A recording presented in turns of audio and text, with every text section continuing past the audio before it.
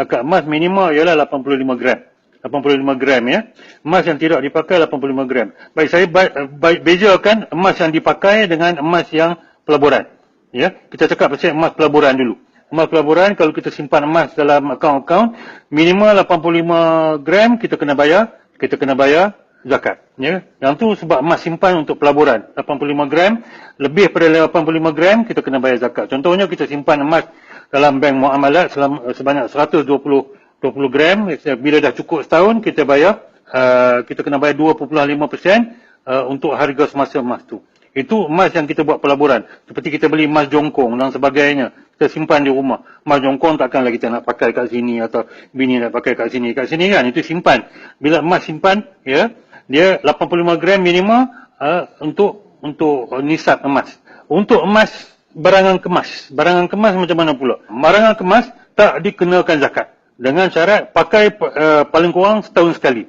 Contoh ada emas ni pun tak apa. Pakai setahun sekali barang kemas atau barang hiasan, ya, tak perlu kena bayar zakat, dengan syarat ia tidak melebihi uruf ataupun adat sesuatu negeri.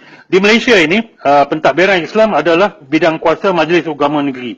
Jadi saya ambil contoh Selangor dengan wilayah Persekutuan.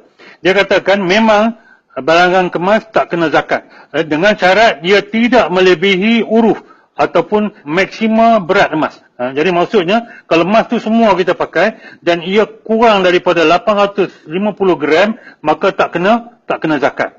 Ya, lebih daripada tu kena zakat. Itu kita kena tahulah, lebih daripada tu kita kena zakat. Contohnya kita ada emas kilo emas barang hiasan, ya. Walaupun semua dipakai, tapi sebab dia lebih daripada 850 gram, 150 gram itu kena bayar zakat 2.5%, ya, daripada nilai emas yang lebih itu. Tuan-tuan perempuan, jadi saya nasihatkan supaya tengok nisab emas hiasan bagi setiap negeri. Setiap negeri berlainan. Ya, mungkin Johor mungkin 700, saya tak tahu. Saya kena cek. Tapi Kuala Lumpur dengan Selangor minimal untuk tak kena zakat untuk barang kemas yang dipakai ialah 850 gram. Ustaz, okey. Kita kata 85 gram tu kena bayar zakat. Apa jadi kalau kata kita buat emas pelaburan, tapi dalam pelaburan tu maksudnya emas tu kita dah pajak gadaikan di Arahnu.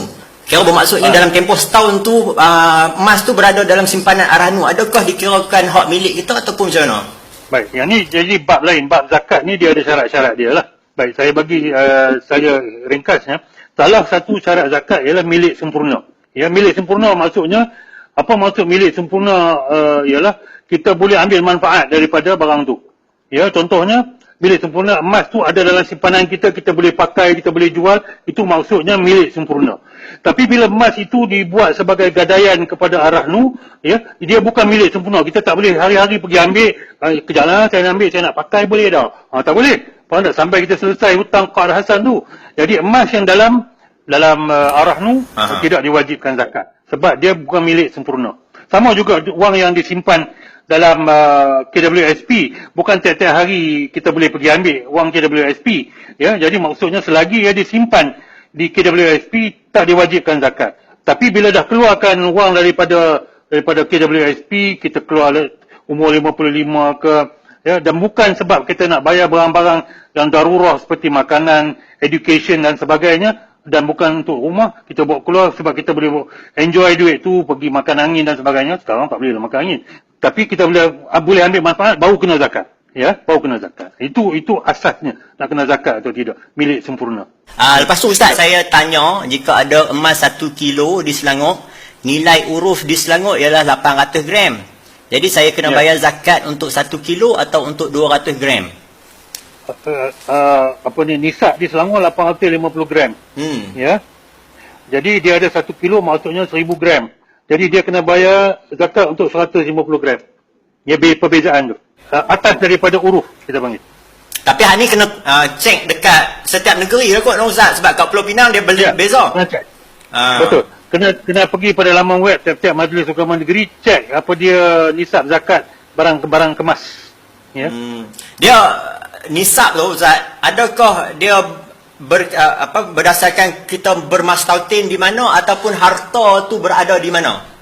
Okey, dia tak ada undang-undang wajib dan sebagainya. Tapi kalau ikut undang-undang negara, kita duduk di mana? Kita ni. Bukan emas tu duduk di mana? Kita yang duduk di mana? Yang kena zakat tu kita pada badannya.